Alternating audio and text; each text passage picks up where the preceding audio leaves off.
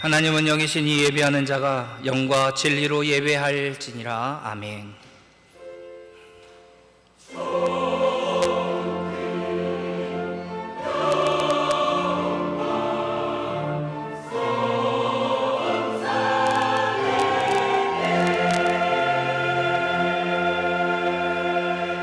사랑하는 성도 여러분, 여호와는 마음이 상한 자에게 가까이 하시고 중심에 통회하는 자를 구원하시도다 라고 하셨습니다.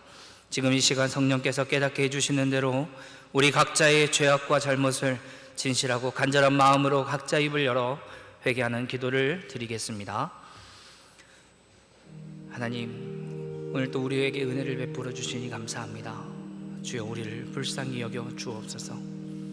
오늘 우리가 이 자리에 서 있게 하심도 하나님의 은혜입니다. 그럼에도 불구하고 하나님의 말씀을 떠나 살며 형제를 향한 질투와 시기로 살았음을 용서하여 주옵소서. 주님, 우리의 말과 행동이 주님의 말씀을 따라하지 않으면 용서하지 않는 모습을 통해 살게 하시니 하나님, 너무나 연약하고 부족함을 주님 앞에 고백합니다. 우리를 불쌍히 여겨주셔서 죄악된 것들을 돌이켜 하나님을 바라보게 하여 주시고 또 믿음으로 살아가는 자 되게 하여 주시기를 원합니다. 주님, 우리의 말과 행동과 우리의 모든 것들을 주관하여 주시고 하나님만을 바라보며 하나님으로부터 오는 그 은혜를 사모하는 자 되게 하여 주시옵소서. 만일 우리가 우리 죄를 자백하면 저는 미쁘시고 의로우사 우리 죄를 사하시며 모든 불의에서 우리를 깨끗하게 하실 것이요, 사랑의 하나님, 이 놀라운 은총을 우리에게 허락하시니 감사합니다. 이제 우리가 법 아래 있지 않고 은혜 아래 있기에 더 이상 죄가 우리를 주관치 못할 줄 믿습니다. 우리를 다시 한번 성령으로 강건케 하여 주시고 충만케 하여 주시옵소서. 예수님의 이름으로 기도드립니다. 아멘.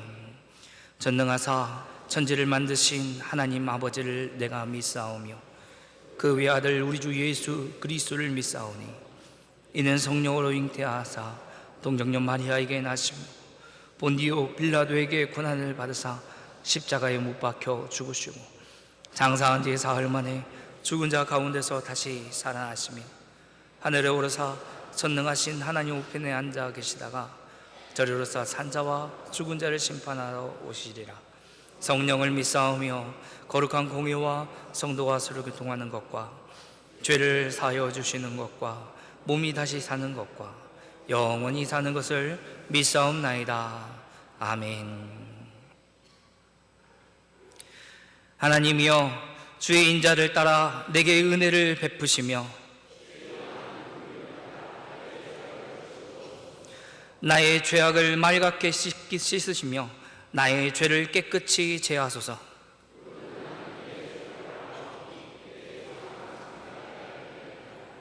내가 주께만 범죄하여 주의 목전에 악을 행하여 싸우니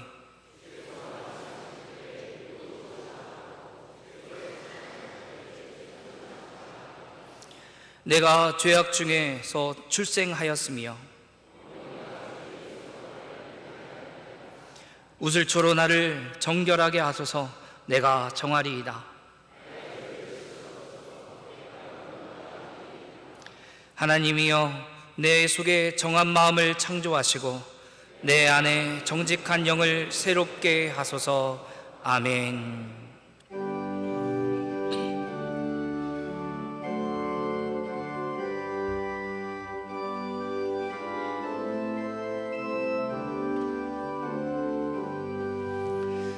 나의 예물 드리니 주여 받아주셔서 하늘나라 위하여 주 뜻대로 쓰소서.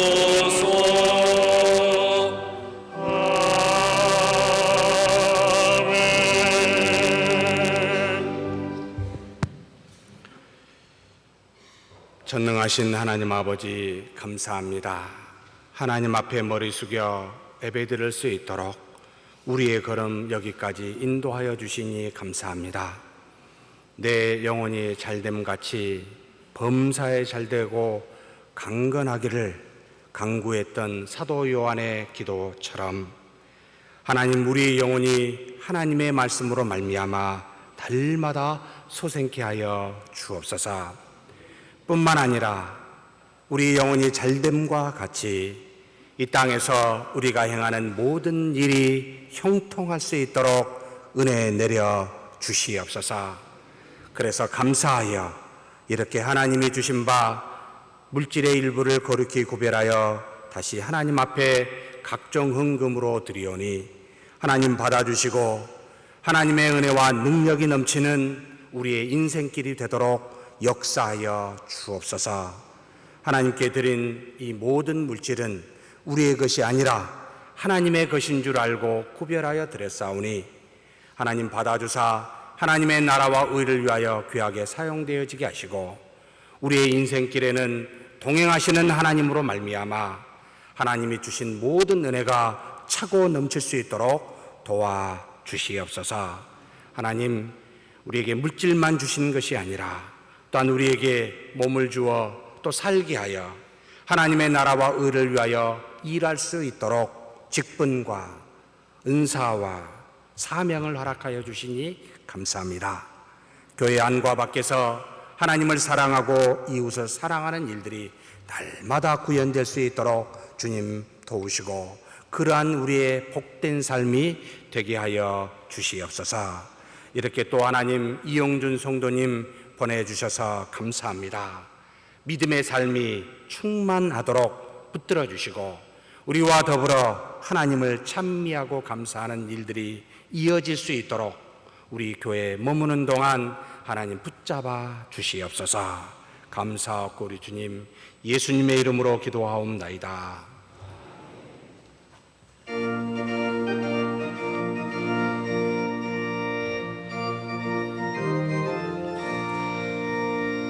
주님 약속하신 말씀 위에서 영원토록 주를 찬송하리라. 소리 높여 주께 영광 돌리며 약속 믿고 굳게 서리라. 굳게 서리 영원하신 말씀 위에 굳게 서리. 굳게 서리 그 말씀 위에 굳게 서리라. 주님 약속하신 말씀 위에서 세상 염려 내게 엄습할 때에 용감하게 힘써 싸워 이기며 약속 믿고 굳게 서리라. 굳게 서리 영원하신 말씀 위에 굳게 서리. 굳게 서리 그 말씀 위에 굳게 서리라. 주님 약속하신 말씀 위에서 영원하신 주의 사랑 힘입고 성령으로 힘써 싸워 이기며 약속 믿고 굳게 서리라. 굳게 서리 영원하신 말씀 위에 굳게 서리. 굳게 서리 그 말씀 위에 굳게 서리라. 주님 약속하신 말씀 위에서 성령 인도하는 대로 행하며 주님 품에 항상 안식 얻으며 약속 믿고 굳게 서리라. 굳게 서리 영원하신 말씀 위에 굳게 서리. 굳게 서리 그 말씀 위에 굳게 서리라.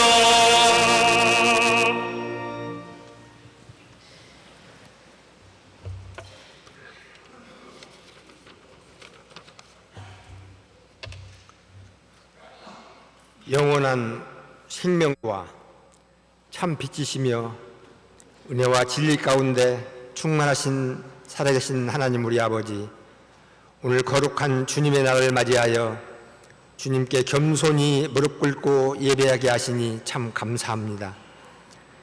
세상의 죄로 인해 죽을 수밖에 없는 연약한 우리들을 창세전에 택하사 거룩하고 흠이 없게 하시려고 그 기쁘신 뜻대로 우리를 예정하사 예수 그리스도로 말미암아 자녀 삼아 주시고 주님의 거룩한 보혈의 은혜로 믿음 안에서 하나님 나라 상속자로 살아가게 하시고 기도하며 예배하는 한 공동체로 인도하여 주시니 참으로 감사합니다. 하나님 아버지, 자녀준 자로서 하늘의 기업을 상속받을 자로서 그에 합당한 삶을 살아가야 함에도 불구하고 아직도 우리의 마음에는 항상 세상 근심과 염려로 죄의 굴레에서 벗어나지 못한 저희들, 이제는 성령의 힘으로 저의 삶이 변화되게 하셔서 의의 열매를 맺는 그날까지 진리와 능력의 영으로 아멘하며 순종하는 삶으로 살아가게 하여 주옵소서. 고난의 자를 마다하지 아니하고 피땀 흘려 기도하며 순종하셨던 주님의 순종의 마음을 저희의 심령 가운데 새롭게 심어지게 하여 주옵소서. 능력의 주 우리 하나님 아버지, 우리 교회가 호남의 목요요 장자교회로 함께 하신 하나님, 말씀대로 행하고 받은 은혜대로 교회를 섬기며 형제를 세우고 그를 나보다 더 높이 여기며 사랑을 받기보다는 더 사랑하며 서로 용납하고 섬기는 우리들이 되도록 도와주옵소서. 하나님 우리 아버지, 우리 교회가 초대 교회인 데살로니가 교회의 모습을 닮아가기를 간절히 기도합니다. 말씀에 규모 없는 자들을 권계하며 마음이 약한 자들을 안위하고 힘이 없는 자들을 붙들어주며 모든 사람을 대하여 오래 참으며 누구에게든지 악으로 악을 갚지 말고 모든 사람을 대할 때 선을 쫓아하며 항상 기뻐하고 쉬지 말고 기도하며 범사에 감사하는 것이 하나님의 뜻이라고 말씀하시고 성령을 소멸치 말고 예언을 멸시치 말며 범사에 헤아려 좋은 것을 취하고 악은 모든 모양이라도 버리라 말씀하신 그 말씀을 순종하며 지킬 때에 평강의 하나님이 너희를 온전히 거룩하게 하시고 너희 영과 혼과 몸이 예수 그리스도 강림하실 때에 흠이 없게 보존되며 그분은 믿으시니 또한 이루리라 말씀하셨습니다. 주님이 이 백성들 온전히 말씀 따라 그와 같은 복을 받는 심령들이 되게 하여 주옵소서.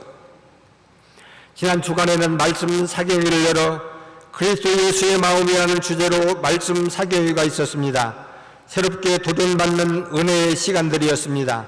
이번 소회가 메마른 땅에 단비를 내심같이 저희의 마음밭에 촉촉한 단비가 되어 신령한 은혜와 권능을 내려주셨습니다. 내게 능력 주시는 자 안에서 모든 것을 할 수 있느니라 말씀하심같이 우리들이 감당할 일들이 많이 있음을 알고 나의 힘이 주신 여호와 하나님 앞에서 모든 것을 할 수 있음을 고백합니다. 먼저 우리들에게 아직도 남아있는 자존심과 명예와 자랑, 세상에 있는 나의 것들을 다 비워버리고 그 안에 성령을 모시고 살 수 있는 저희들이 되게 하여 주옵소서. 몸이신 교회의 지체로서 예배가 자라가는 교회, 말씀이 자라가는 교회, 기도가 자라가는 교회, 섬김이 자라가는 교회가 되도록 도와주시고 내 의를 버리고 주님의 의를 세워가는 교회의 지체들이 되도록 도와주옵소서. 눈물로 씨를 뿌리는 자만이 기쁨으로 거두는 진리를 알고 힘들고 어렵다 한들 주님이 인도하시니 어찌 두려워할 수 있겠나이까. 주님 감사합니다. 고백하며 행함이 있는 믿음을 갖게 하시옵소서. 교회 각 기관, 주일학교부터 당회에 이르기까지 임마누엘 하나님, 진리 하나님, 능력의 하나님만 우리들의 목적이 되게 하여 주옵소서. 주님, 나라가 매우 어렵습니다. 새로운 문재인 정부가 탄생되었는데 시작부터 어렵습니다. 정치도 어렵지만 나라가 가뭄으로 먹을 물조차 구하기 힘든 것 아닌가 걱정됩니다. 아버지, 이 땅을 불쌍히 여겨 주옵소서.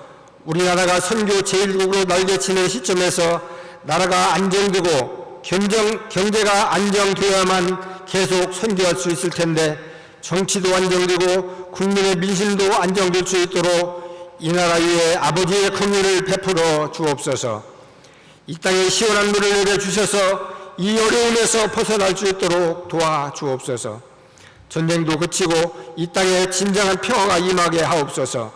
대통령과 국민들이 하나님을 두려워하고 국민들을 두려워하는 지혜를 주시고 안정 쪽에서 나라가 더욱 발전할 수 있도록 우리 하나님 도와주시옵소서. 땅끝까지 내 저희들아 하신 주님의 지상명령을 준행하기 위하여 오늘 또 선교지에서 수고하시는 선교사님, 열악한 환경 속에서도 복음을 전하기 위하여 헌신하고 있사오니 그 수고가 열매 맺게 하셔서 많은 결실로 거두어드리는 역사가 있게 하여 주옵소서. 우리 교회에서 파송한 선교사님, 서원중, 김준혁, 정성재 선교사님, 우리를 대신하여 수고하고 계시오니 날마다 주시는 은혜를 경험하게 하옵소서. 특별히 김준혁, 노원 선교사님과 가족들 안식년을 맞아 우리 교회에서 함께 예배하게 하시니 참으로 감사합니다. 고국에 머물며 우리 교회에 계시는 동안 평안케 하여 주시고 그리스도의 따뜻한 마음으로 교제하는 시간들이 되게 하여 주옵소서. 선교사님의 사정을 아시는 주님, 필요한 것들로 채워주셔서 하나님의 뜻을 이루어 가는데 큰 힘이 능력이 되게 하여 주옵소서. 오늘 또 사자 목사님, 김석호 목사님 어느 때보다도 더 강건하게 세워주시고 주신 사명 잘 감당할 수 있도록 힘이 되어주시고 능력을 더하여 주시어서 하나님의 영광이 목사님과 함께 넘치게 하옵소서. 이 교회 섬기실 때 믿음대로 될지어다 하시는 주님의 음성과 함께 여호수아와 갈렙처럼 믿음의 눈으로 모든 일들을 판단하며 담대하게 말씀 전하며 섬기며 나아갈 때에 주님의 영광이 교회에 가득할 줄 믿습니다. 우리 목사님 붙잡아 주옵소서. 오늘 또 이 예배를 인도하시는 목사님 성령의 은혜를 갑절로 입히셔서 우리 영혼과 관절을 찔러 쪼개는 권능을 주셔서 아멘으로 순종하는 성령의 은혜가 충만한 시간이 되도록 도와주옵소서. 이 시간 영적으로나 육적으로 고통 중에 있는 성도들이 있습니다. 힘들지만 고난 중에 유익을 더하여 주시고 더욱더 힘을 얻고 더 나아가 하나님께 영광을 돌릴 수 있는 기쁨을 허락하여 주옵시고 오직 의인은 믿음으로 말미암아 살리라는 말씀과 내 믿음대로 될지어다라는 말씀대로 믿음의 은혜로 살게 하여 주옵소서. 오늘 또 마음을 다하여 예배를 돕는 손길들을 기억하시고 저들의 헌신과 봉사를 통해서 이 예배가 더욱 주님께 큰 영광을 돌리는 예배가 되게 하시오며 찬양으로 하나님께 영광 돌리는 할렐루야 찬양대의 찬양을 기쁘게 받으시고 그들의 수고를 주님이 주시는 복으로 채워 주시옵소서. 길이요 진리요 생명 되신 예수님 거룩하신 이름 의지하여 간절히 기도드리옵나이다. 아멘.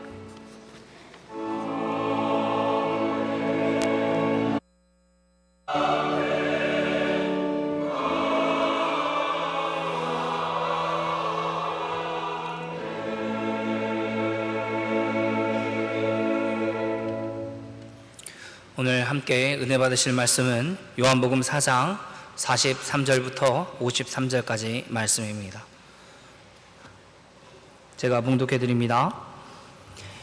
이들이 지나매 예수께서 거기를 떠나 갈릴리로 가시며 친히 증언하시기를 선지자가 고향에서는 높임을 받지 못한다 하시고 갈릴리에 이르심에 갈릴리인들이 그를 영접하니 이는 자기들도 명절에 갔다가 예수께서 명절 중 예루살렘에서 하신 모든 일을 보았음이더라.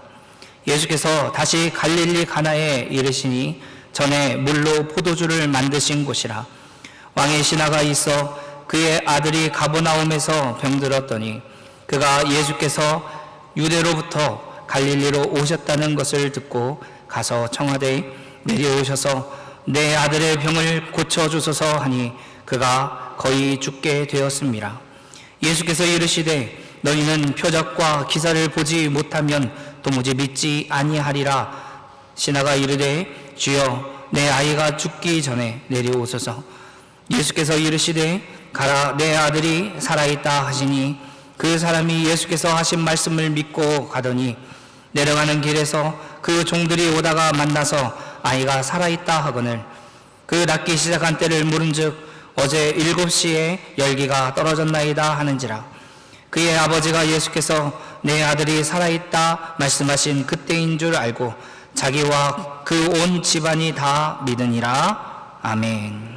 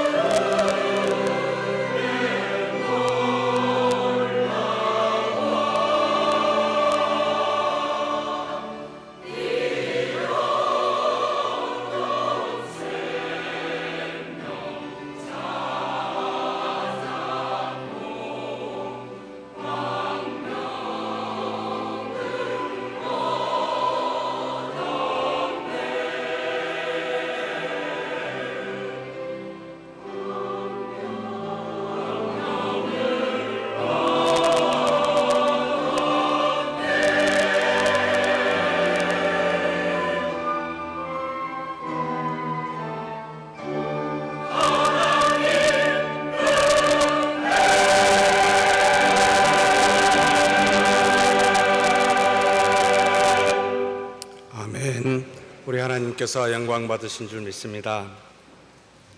하나님 아버지 감사합니다. 부족하고 연약하고 허물 많은 종이 우리 하나님의 말씀을 대하고 전합니다. 인간의 모든 것은 물리쳐 주시고 하나님과 하나님의 말씀만이 증거되도록 성령님 역사하여 주시옵소서.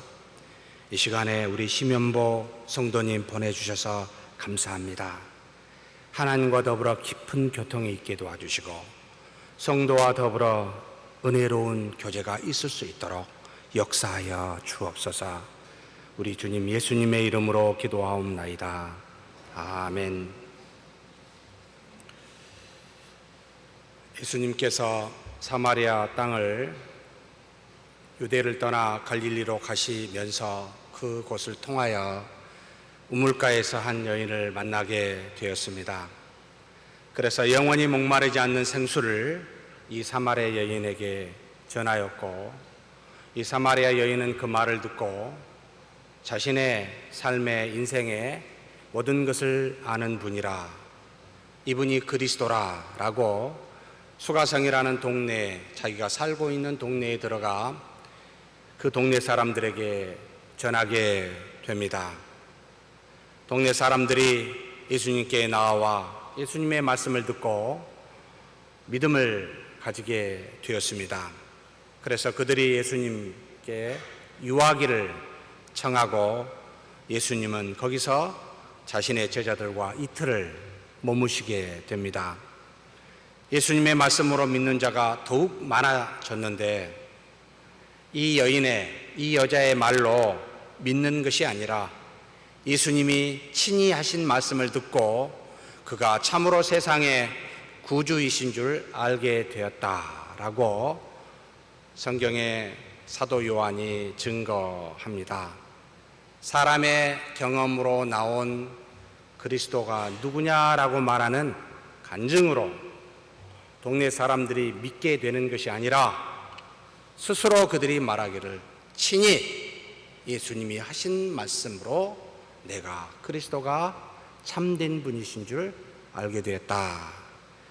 사람의 말이 아니라 하나님의 말씀으로만 우리의 영혼은 변화되어지고 소생하게 됩니다. 그러니 간증을 좋아하시지 마시고 하나님의 말씀을 증거하고 좋아해야 된다. 이틀을 예수님께서 이 수가성에 머무셨습니다. 왜 이틀일까요?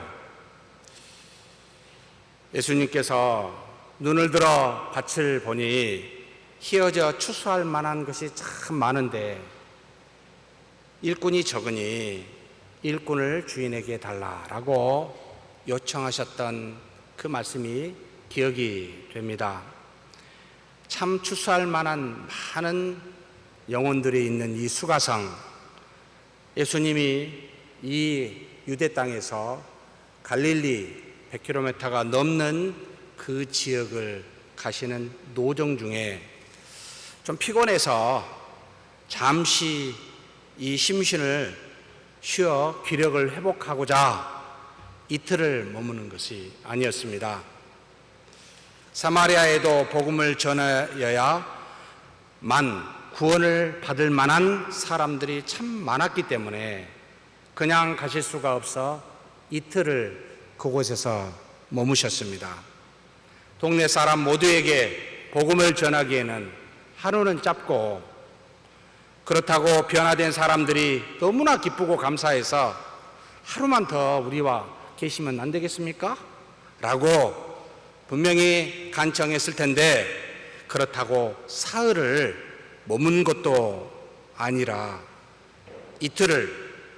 딱 이틀만 거기에 머무셨습니다. 하루는 짧고 사흘은 길다는 거죠. 하루는 짧고 하루를 더하면 낭비니 이틀이면 충분했던 우리 주 예수 그리스도의 모습, 행함이 여기 안에 숨어 있습니다. 이 이틀은 예수님께서 가지신 능력과 지혜가 충분히 증거되어질 만한 바로 그 기간이기도 합니다. 말씀과 능력이 더도 아니라 차고 넘쳐 쓸모없는 것도 아니라 정확하게 이루어지고 있는 것을 보게 됩니다.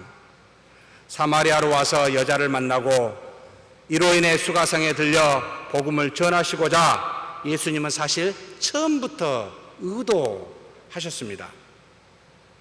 결국은 이 모든 일은 예수님께서 이 사마리아를 왜 요단강 동쪽편의 베레아나 데가볼리 지방으로 수많은 유대인들이 사마리아 사람들을 혐오하고 경멸하여 저 사람들은 우리의 민족이기도 하는데 영적으로 우상을 숭배하고 혈통적으로 혈육적으로는 다 이방민과 피가 섞여 경멸의 대상인데, 그래서 항상 요단강 동쪽편으로 갈릴리나 그 위에 수많은 아시아 쪽으로 갔는데, 도대체 왜 예수님께서는 사마리아로 갔겠습니까? 이 여인 한 사람만 보고 간 건 아니었습니다. 바로 수가성의 이방인이 보다 더 못한 사마리아 사람이라 할지라도 그들의 영혼을 구원하시고자 모든 유대인들이 가지고 있는 관념까지도 깨뜨리며 의도적으로 이곳을 가신 예수님, 이틀이면 충분했고, 이 기간으로 수가성의 많은 사람들이 예수 그리스도를 믿게 되었습니다. 사랑하는 성도 여러분, 우리가 의도함도 없고 가진 것이 적은데 행하려고 하는 것이 많게 되면 그것은 곧 외식이 되어버리고 거짓이 되어버리고 맙니다. 반대로 의도함도 있고 뭔가 행하고자 하는 능력도 있는데, 직분도 있고 주신 은사도 있는데 행함이 적으면 게으르다, 불순종이다 라고 예수님이 우리에게 가르치시는 것이 이틀이라는 날, 이 단어에 숨어 있습니다. 이틀이면 충분하고 너무나 군더더기 없는 정확하신 예수님이다. 참 본받고 싶습니다. 군더더기 없는 언행, 군더더기 없는 인생길. 옷이 크면은 불편하고 옷이 적으면 끼니까 그것도 보기 좋지 않고 옷에 딱 맞는, 몸에 딱 맞는 옷을 입은 것과 같이 우리의 인생길도 주님이 주시는 믿음의 분량만큼만 정확하게 말하고 행하는 저와 여러분이 되었으면 좋겠습니다. 과하게 말하지 마십시다. 과하게 행동하지도 마십시다. 자신을 내세우고 싶습니까? 바리새인과 같이 독사의 자식들아, 봉사가 어찌 봉사를 이끌어갈 수 있느냐? 내 자신부터 어찌하여 내 눈에 들보는 못 보고 상대의 눈에 있는 가시는 보려 하느냐? 사랑하는 성도 여러분, 군더더기 없이 사십시다. 그래서 예수님께서 당신의 제자였던 사도 바울을 통하여 로마서 12장 3절에 이렇게 증거하고 계십니다. 내게 주신 은혜로 말미암아 너희 각 사람에게 말하노니 마땅히 생각할 그 이상의 생각을 품지 말고 오직 하나님께서 각 사람에게 나누어 주신 믿음의 분량대로 지혜롭게 생각하라. 우리에게 주신 바 믿음의 분량이 있습니다. 더 하지 마시고 덜 하지 마십시다.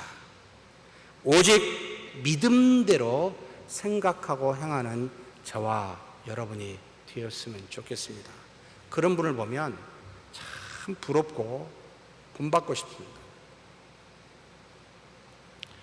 그래서 우리 주님은 항상 안과 밖이 동일하신 분이셨다라는 거지요.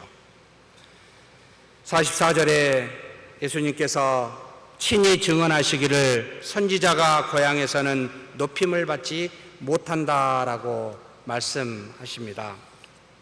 예수님께서 유대를 떠나 자신의 고향이 속해 있는 이 갈릴리, 그렇게 가시면서 지금 자신을 따라오는 제자들에게 말씀하십니다. 선지자가 고향에서는 존귀함을, 존중함을 티메인이라는 썼는데 받지 못할 것이다. 이제 고향인 갈릴리로 가면 익숙하고 아는 사람들이 많으니까 좀 편하겠지. 그리고 지역도 풍습도 언어도 다 아니까 이제 좀 대접도 받고 인정도 좀 받겠지라고 생각하고 있을 제자들에게 경계의 말씀을 주신 것이지요. 아예 대접받을 생각하지 말아라 라는 뜻입니다. 이 땅에서 우리 인생은 잠시 있다가는 나그네임을 기억하라 라는 그런 말씀이기도 합니다. 더구나 우리 자신의 과거가 무엇이고 정말 잊어버리고 싶은 과거의 허물과 죄들이 어렸을 때부터 보고 온, 그래서 함께 자란 이 고향 사람들이기에 지금 우리가 무슨 말을 한들 그들의 생각 속에는 옛날의 우리 모습을 기억하고 있을 텐데 통하겠느냐? 오히려 선지자들이 고향 땅에서는 대접을 받지 못한다라는 말이기도 합니다. 사랑하는 성도 여러분, 우리 교회를 계시다가 잠시 떠나 오신 분들이 이와 같은 대접을 받고 있는지도 모르겠습니다. 과거를 아니까, 옛날에 우리의 문제를 아니까, 우리의 모습이기도 합니다. 예수님께서도 마찬가지셨습니다. 고향 땅 회당에서 지혜와 능력의 말씀을 전하여 가르치는데 이 고향 사람들이 말하기를 마태복음 13장 55절에서 56절에 이와 같이 이야기합니다. 그 목수의 아들이 아니냐? 그 어머니는 마리아고 그 형제들은 야고보, 야셉, 시몬, 유다 아니냐? 그리고 그 누이들은 다 우리와 결혼해서 함께 살고 있지 않느냐? 그런즉 이 사람이 이 모든 것이 다 어디서 났느냐? 다 안다는 거죠. 예수님도 여지없이 무시함을 고향 사람들에게 당하고 말았습니다. 그러니까 무시 좀 당하신다고 너무 그래 없었으면 좋을 텐데 있더라도 여러분 그 무시함을 무시하십시다. 주님도 당하셨습니다. 예수님의 집안이 어떻다, 가족이 어떻다, 그의 행위가 어떻다 라고 말하는 우리의 타락한 본성, 그런 고향 사람들, 우리가 만나 상대해야 할 사람들은 사실 이와 같은 고향 사람들입니다.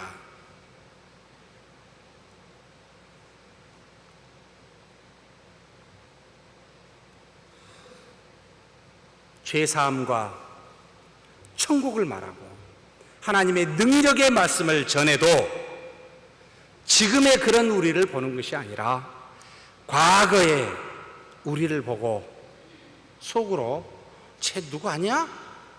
라고 생각하는 부패한 우리의 본성이라는 겁니다. 그래서 사랑하는 성도 여러분, 이 부패한 본성이 우리는 드러나지 않도록 하기 위하여 해야 될 일이 있습니다.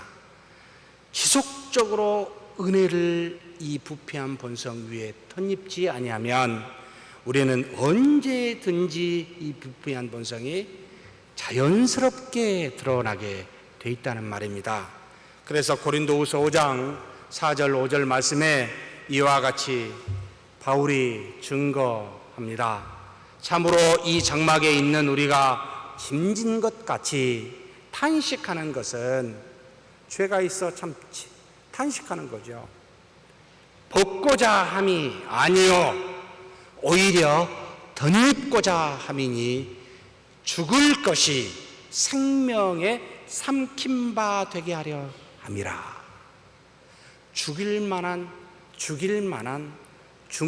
우리를 죽게 하는 죄를 어떻게 해요? 생명으로 삼킨 바 되도록 덧입게 하려 함이라는 겁니다. 그런데 이것을 우리에게 이루게 하시고 보증으로 인치신 분이 누구라? 성령이십니다.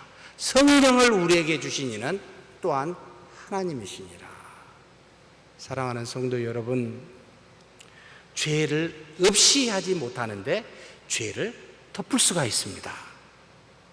우리 주 예수 그리스도의 은혜로 이 죄악된 타락한 본성을 덮어 보이지 아니하고 은혜가 나타나도록 지속적으로 우리 안에 계신 성령을 통하여 생명이 주심으로 덧입는 그런 저와 여러분이 되어야 합니다. 근데 그 일을 누가 하셔요? 쉬지 아니하시고 졸지도 아니하시고 주무시도 아니하시며 회전하는 그림자도 없으신 빛들의 아버지이신 하나님, 그리스도의 영이요 하나님의 영으로 우리 안에 계시는 성령님, 이분이 지속적으로 덧입혀주고 계십니다. 믿으십니까? 그러면 야, 너 옛날 누구의 아들 아니야? 너 뭐 했어? 라고 하는 사람은 뭐가 없지요? 아, 은혜가 없구나. 지금 은혜로 덧입고 있지 않구나. 이렇게 여기셔야 됩니다. 지금 우리가 은혜로 덧입고 있다면 과거의 죄는 오늘의 은혜가 오히려 얼마나 큰지를 깨닫게 해줍니다. 아, 참 저 과거에 저런 분이 지금 이런 말을 하고 있구나.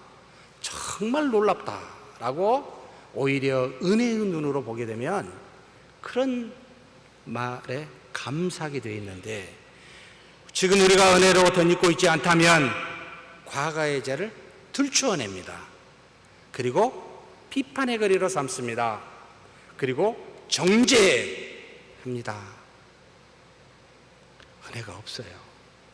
지금 내가요. 이렇게 지금 표현하고 있는 것이지요. 사랑하는 성도 여러분, 생명으로 덧입으십시다. 은혜로 사십시다. 그래서 솔라 그라티아, 우리는 은혜로 사는 자들이지 우리의 행함의 노력으로 살지 않습니다.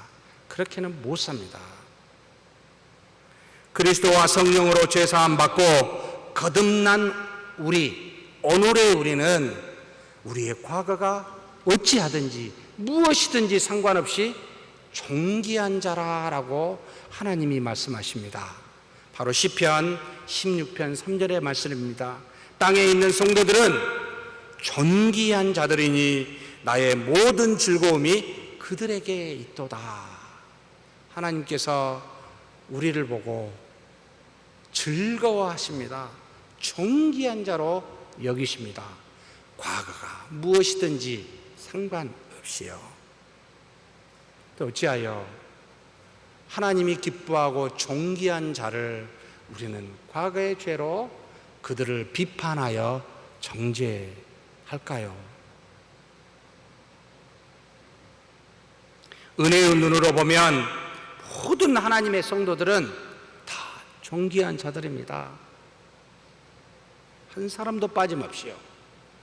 죄와 허물이 없어서가 아니라 그리스도의 보혈로 말미암아 믿는 자들이기에, 그래서 하나님께서 영화와 존귀의 관우로 씌우셨기 때문에 믿음의 눈으로 보면 하나님의 눈과 같이 그들이 존귀하게 보입니다.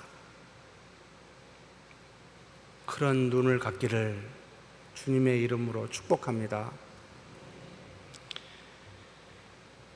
예수님은 고향 나사렛 갈릴리 초입 부분에 있습니다.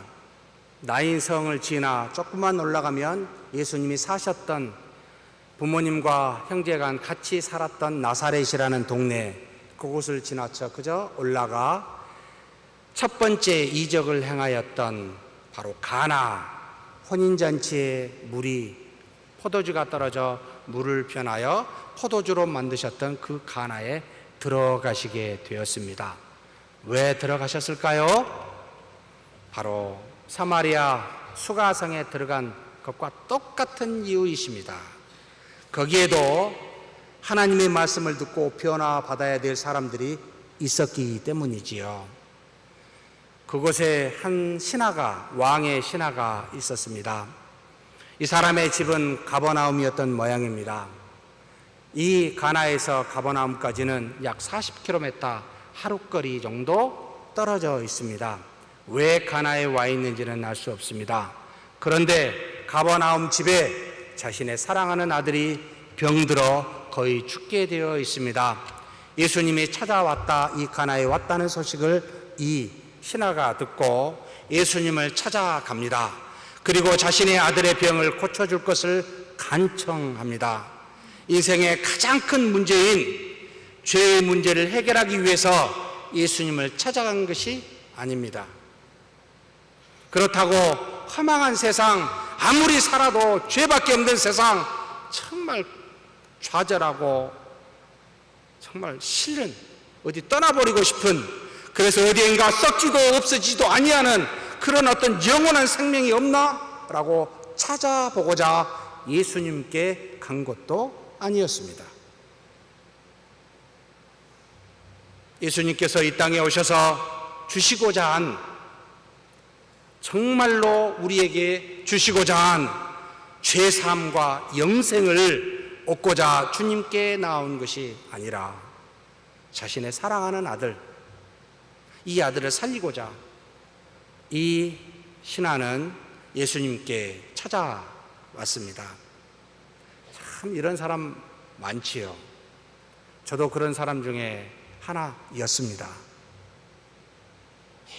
지금 이 자리에 나와 있는 사랑하는 성도 여러분, 혹시 예수님을 나의 주로 하나님의 아들로 믿고 싶어서 참된 인생의 기쁨이 오직 하나님께만 있어서, 그래서 영원한 생명을 내가 알고 그 안에 즐거워하고 기뻐하고 싶어서, 그래서 믿는 믿음으로 하나님께 영광 돌리고 싶어서 혹시 이 자리에 와 계십니까?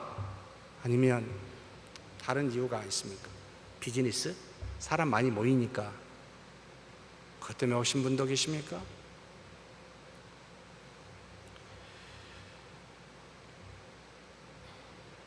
이 신하는 예수님을 진정으로 믿는 사람이 아닌 듯 보입니다. 자신의 사랑하는 아들을 잃고 싶지 않아서 예수님을 찾아왔습니다. 그런데 이를 본 예수님의 말씀이 참 너무하리 많지 단호하십니다. 48절에 예수께서 이르시되 너희는 표적과 기사를 보지 못하면 도무지 믿지 아니하리라.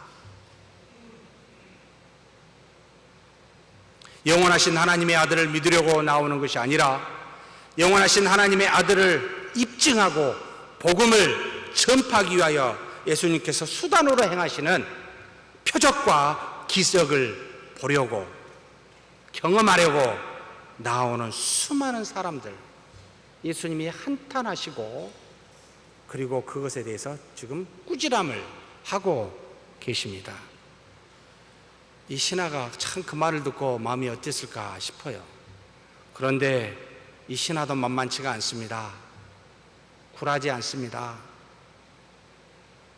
현세적이요 육체적인 우리 인간의 모습이기도 하지만, 그러나 사랑하는 아들을 잃고 싶지 않아 다시 간청합니다. 살리기 위해서 꾸지람도 마다하지 않고 자신의 아들이 죽기 전에 예수님께서 내려가 주십시오 라고 다시 요청합니다. 사랑하는 성도 여러분, 어떤 이유로든 주님이 보시기에 합당한 이유이든 아니든 주님을 찾아가 붙드는 것이 다 복됩니다. 이 신하는 주님을 찾아왔다는 것이 가장 중요했었습니다. 본인의 마음의 여부가 주님에 합당하진 아니하든 주님을 찾아가 주님을 붙들었다는 것에서 모든 문제의 해결의 실마리를 사실 얻게 됩니다. 그러니 세상을 향해 아들을 살리기 위해서 찾아가는, 자신의 문제를 해결하기 위해서 찾고 찾는 어리석은 우리가 되지 않았으면 좋겠습니다. 어떤 이유로든 주님을 찾아가 기도하는 저와 여러분이 되었으면 좋겠습니다. 무조건적으로 주님 앞에 나아가 그분을 붙들고 이것 좀 해결해 달라고 요청하는 저와 여러분이 되었으면 좋겠습니다. 영의 문제든 육의 문제든, 왜냐하면 우리 주님만이 모든 문제를 해결할 수 있는 근원이 되시기 때문입니다.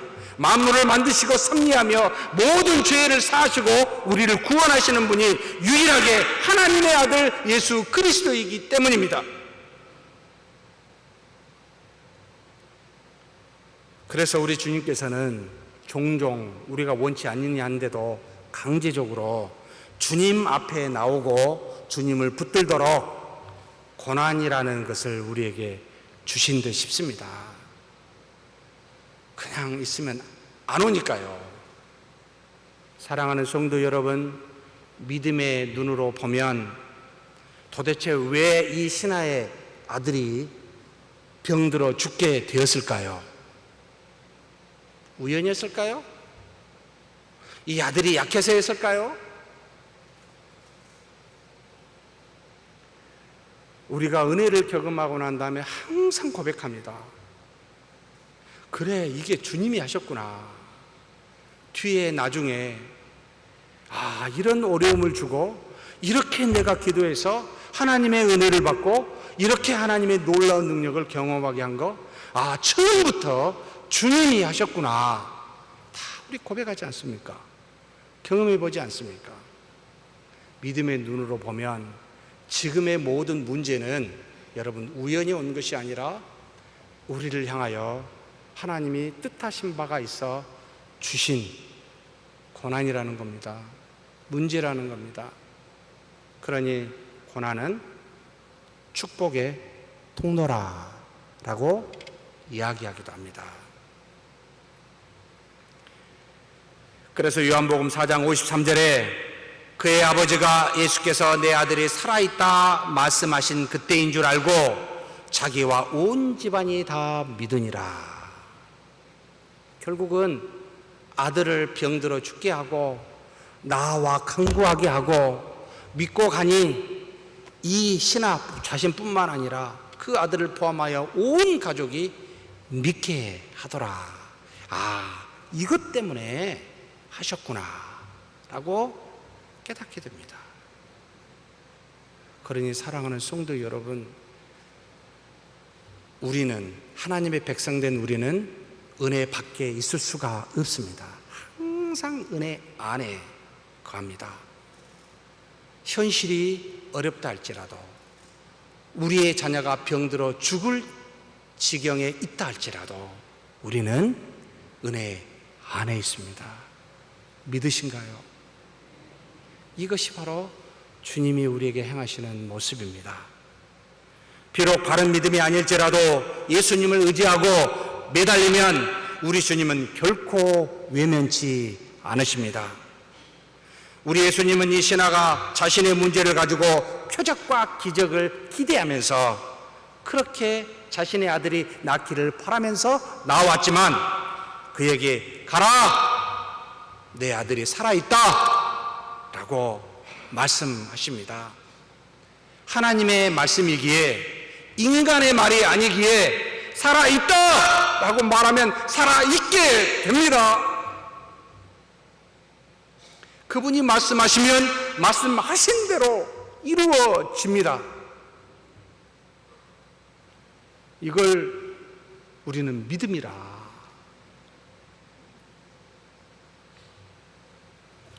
우리는 무엇이든지 예수님께 나아가 그분께 매달리면 은혜를 받습니다.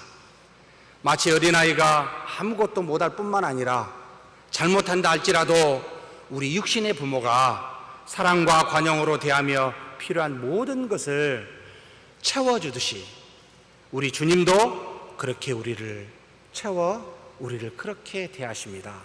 그래서 예수님께서 마태복음에 정확하게 표현하고 계십니다. 너희 중에 누가 아들이 떡을 달라 하면 돌을 주며 생선을 달라 하는데 뱀을 줄 그럴 사람이 있겠느냐? 너희가 악한 자라도 좋은 것으로 자식에게 줄 알거든. 하물며 하늘에 계신 너희 아버지께서 구하는 자에게 좋은 것으로 주시지 않겠느냐. 사랑하는 성도 여러분, 무엇이든지 구하십시다. 좋으신 하나님께. 그분은 우리의 기도를 들으십니다. 무슨 일이든지 무조건 주님께 나아가는 저와 여러분이 되었으면 좋겠습니다. 우리의 기도를 반드시 응답하사 좋은 것으로 주시는 주님, 그분이 우리와 동행하고 계십니다. 예수님께서 자신의 문제를 해결해 주기를 간청하는 이 신하에게 가라, 내 아들이 살아있다라고 말씀하십니다. 하나님의 말씀이지요. 그런데 이 글을 기록하고 있는 사도 요한의 표현 방식이 상당히 흥미롭습니다. 왜냐하면 이전에 표현했던 것과는 다르게 표현하고 있기 때문입니다. 도무지 표적과 기적이 아니면 나를 믿지 아니한다 라고 말하는 표현은 간접 화법으로 씁니다. 그리고 친히 말씀하셨을 때도 선지자가 자기의 고향에는 높임을 받지 못한다, 대접받지 못한다도 간접 화법으로 쓰고 있습니다. 그런데 유독 여기에서만큼은 직접 코테이션을 붙여놓고 가라, 내 아들이 살아있다 라고 직접 화법으로 쓰고 있습니다. 일반적으로 무엇을 기록하여 직접 화법으로 쓴다는 것은 두 가지 의미가 있습니다. 굉장히 중요해서 강조하기 위함이요, 두 번째로는 그 원래 말한 사람의 의도를 그대로 드러내고 싶어서 직접 화법을 쓰게 됩니다. 가라, 예수님 말씀하시기를 내 아들이 살아있다 그대로 써놨습니다. 왜 그랬을까요? 두 가지 의미가 있습니다. 우리 주 예수 그리스도는 잘못된 믿음으로 나온 사람이랄지라도 결코 외면하지 아니하시고 반드시 응답해 주시는 분이시다. 가라, 내 아들이 살아있다라고 그런 말을 하시는 분이시다. 내가 잘못된 믿음으로 잘못된 것을 구한다 할지라도 응답하신다. 그냥 말 안 하고 뭐 이런 게 다 있어? 외면해 하신 분이 아니시다. 직접 이렇게 말씀하셨다라는 걸 드러내고 싶었다는 거죠. 이게 첫 번째 의도요. 두 번째는 예수님의 가르침이 어떠한지 사도 요한이 정확하게 표현하고 싶었습니다. 무슨 말입니까? 이 신하가 자신의 아들을 고쳐달라라고 예수님께 간청하면 일반적으로 우리의 답, 예수님의 답은 그래, 내 아들이 병이 어떻게 됐다? 고침을 받았다라고 말하는 것이 문맥상, 대화의 흐름상 맞는 주고받는 질문과 대답이 됩니다. 근데 그렇게 말씀하시지 않으셨어요. 내 아들이 살아있다라고 말했습니다. 내 아들의 병이 고쳐졌다라고 말하지 않습니다. 왜 그렇습니까? 잘못된 믿음을 수정하고 있습니다. 우리의 육신의 문제가 중요하다라고 너는 보지만, 그러나 내 아들의 영혼의 구원이 훨씬 더 중요함을 알고, 그리고 내가 내 아들의 병이 고침을 나았다라고 말하면 쉽게 받아들여 가지만 바른 믿음을 가질 수가 없고 표적과 기적만을 추구하는 그런 사람이 될 수 있기에 굉장히 애매모호하게 살아있다라고 말합니다. 정확하게 표현하면 이 신하의 입장에서는 지금 아들은 살아있습니다. 비록 병들어서 문제지요. 병의 문제를 해결하려고 했는데 살아있다라고 말하면 뭐 어떻게 하라는 말입니까? 죽었으면 살아있다라는 말이 맞습니다만, 지금 살아있는 아들 보고 살아있다라고 하면 어떻게 하죠? 병을 고쳤다고 말해 주셔야 되잖아요 라고 하는 것이 우리의 마음인데, 그걸 틀렸다. 너는 그것으로 나오지 말아라. 바른 믿음으로 나와라 라고 하신 의도가 이 말씀 속에 숨어 있더라는 말입니다. 그래서 살아있다라고 말하면 너 믿을래? 라고 지금 질문하는 겁니다. 내 아들이 살아있다. 못 믿었으면 아니 살아있는데 고쳐주셔야죠 라고 대답을 했을 겁니다. 그 예수님의 말을 하나님의 말씀으로 믿으면, 예수님이 하나님의 아들로 믿으면 네 말씀대로 이루어질 겁니다 라고 답할 겁니다. 뭐라고 답했습니까? 참 감사한 말입니다. 뭐라고 말하죠? 하신 말씀을 믿고 가니. 예수님께서는 그 한마디 말씀으로 이 신하를 변화시켰습니다. 잘못되어 하나님 앞에 구하는 이 신하에게 바른 믿음을 갖도록 하나님께서 역사하셨습니다. 무슨 말입니까? 사랑하는 성도 여러분, 우리는 다른 그 무엇을 걱정하고 근심하며 그것의 문제를 해결하기 위하여 주님 앞에 나오지만, 그러나 예수님이 바라는 것은 표적과 이적을 바라며 그렇게 나오지 말고 바로 나를 믿으라, 내가 한 말을 믿으라 라고 가르치고 계십니다. 육체의 문제만 해결이 아니라 바른 믿음을 갖고 우리의 영혼의 문제까지도 해결받으라라는 그런 의도가 포함되어 있습니다. 내 아들이 살아있다, 이 말 속에 참된 삶은 영과 육이 함께 살아있어야 됩니다. 보이는 육체만 건강하고 이 땅에서 형통하는 것이 하나님의 아들, 우리의 자녀들의 모습이 아닙니다. 아무 문제 없으면 다 잘 사는 겁니까? 그렇지도 않습니다. 보이지 않는 우리의 영이 성령으로 말미암아 강건해야 참된 인생의 행복과 즐거움이 옵니다. 그래서 베드로전서 1장 9절에 믿음의 결국은 곧 영혼의 구원 받음이라.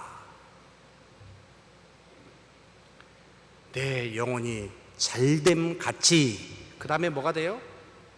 범사에 잘되고 강건하기를 구하노라. 사랑하는 자여. 사도 요한이 또한 말한 내용입니다.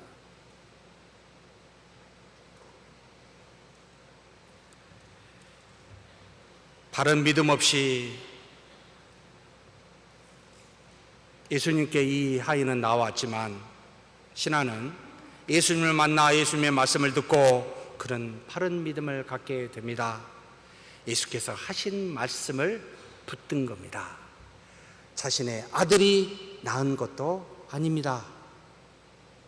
그리고 예수님의 기적을 지금 현재 경험한 것도 아닙니다.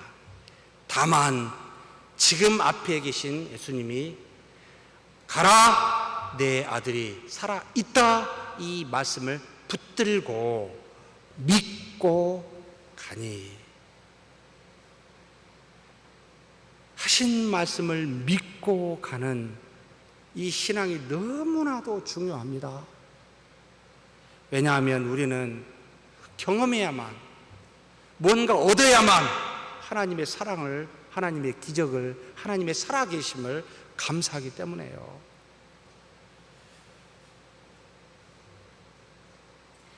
주신 말씀을 붙들고 그것을 믿는 것이 참된 신앙이라는 그런 말입니다. 우리가 신앙인으로서 살면서 많은 믿음의 경험들을 하게 됩니다. 많은 유익이 그 안에 있습니다. 그런데 우리는 그것을 붙들고 살아서는 안 됩니다. 그것은 자꾸 바뀌거든요. 그리고 필요에 따라서 있을 수도 있고 없을 수도 있거든요. 하나님의 기적이 일생 동안 나타나는 것은 아니거든요. 내 문제가 없이 모든 게 그냥 내 생각대로 형통하지 않거든요.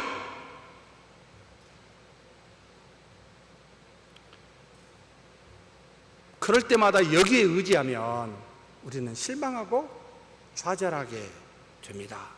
그런데 영원히 바뀌지 않는 것이 딱 두 개가 있습니다. 바로 뭡니까? 삼위일체 하나님이시여 그 하나님이 주신 말씀, 이겁니다.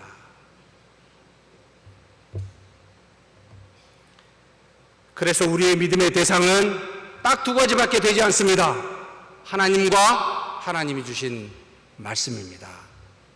사람을 믿지도, 경험을 믿지도, 표적과 기적을 믿지도, 다른 어떤 것도 의지하지도 않아야 됩니다.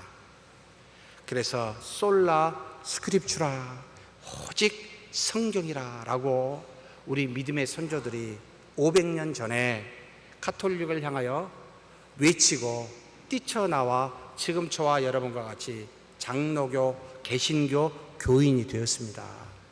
오직 성경이라, 이것만 붙들겠다라고 하는 그런 뜻으로 나왔다는 말입니다.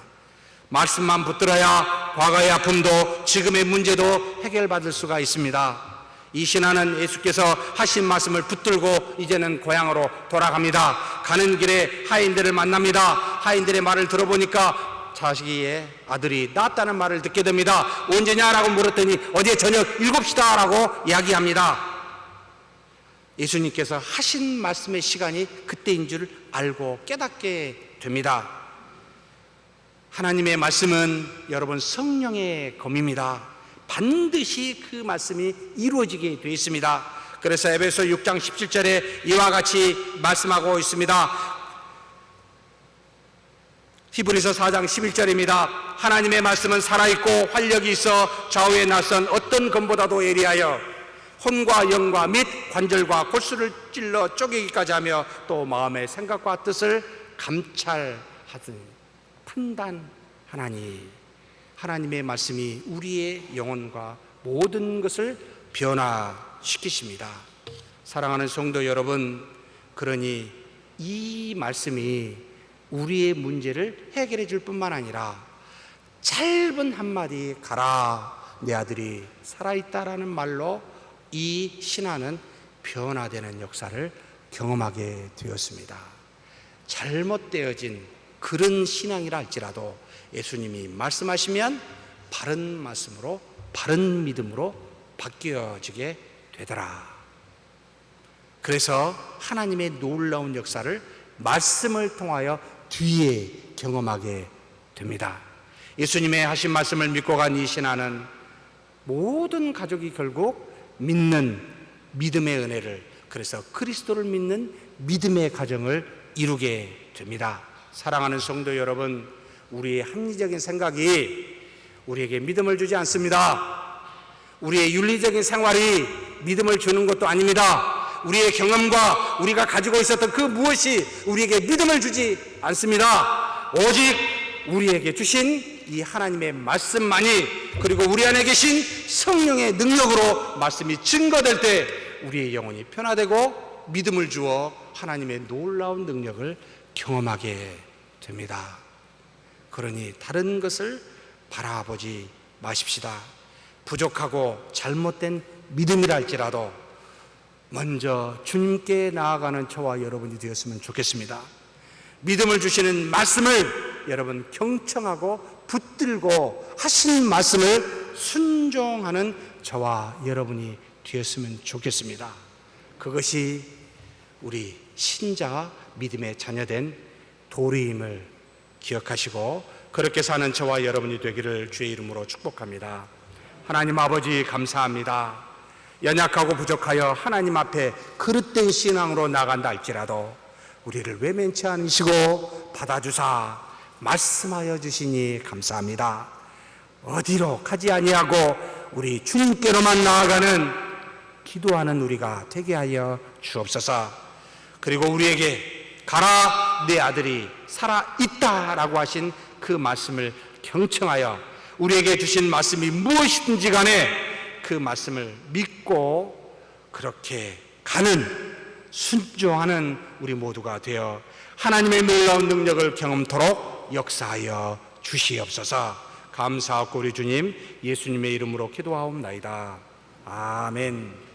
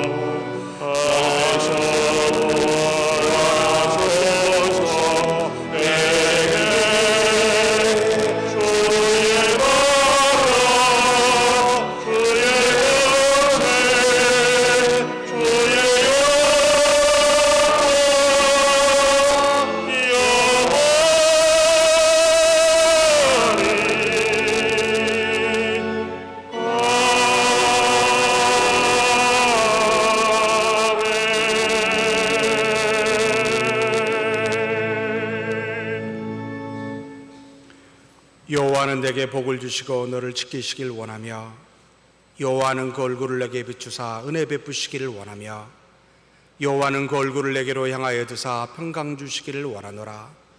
주 예수 그리스도의 은혜와 하나님의 사랑과 성령의 교통하심이 너희 무리와 함께 있어지이다. 아멘.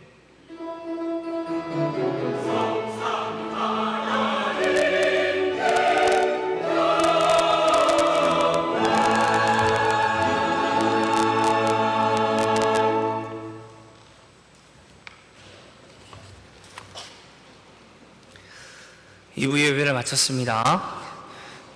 교회 소식을 전해드리겠습니다. 교회 소식란을 참고해 주시기 바랍니다. 오늘 예배에 참석해 주신 그리고 등록해 주신 여러분 주님의 이름으로 축복하고 환영합니다. 창립 124주년 기념 또 종교개혁 500주년 기념 말씀 사경의 은혜 가운데 잘 마쳤습니다. 믿음 없다 하지 않고 하나님 앞에 나아가며 모르겠다 하지 않고 예배와 말씀, 기도와 섬김으로 섬기고 또 성장하며 말씀과 기도 생활을 안 하지는 말자라는 각오로 더욱 그리스도의 마음을 품는 성도님들이 되시기를 바랍니다. 목요 기도의 시간이 서문 경로대학 2학기 개강 전까지 목요일 오전 10시에 시작합니다. 기억해 주시기 바랍니다. 다른 광고는 주보를 참고해 주시고 추가된 광고를 말씀드립니다. 교회 요람 정오표를 제작합니다. 수정할 부분이 있다면 오늘까지 교육자 사무실에 또는 행정실에 알려주시기 바랍니다. 그리고 전반기 평가와 후반기 계획을 위해서 교육자 수련회가 7월 2일부터 7월 4일까지 있습니다. 여러분 기도로 후원해 주시고 많이 기도해 주시기 바랍니다. 또 안수 집사님들과 김준혁 선교사님 가족의 대화의 시간이 오늘 오후 예배 후에 소 예배실에서 있습니다. 이것을 위해서 또 기억하시기 바랍니다. 다 같이 일어나셔서 우리는 사랑의 띠로 함께 찬양하겠습니다.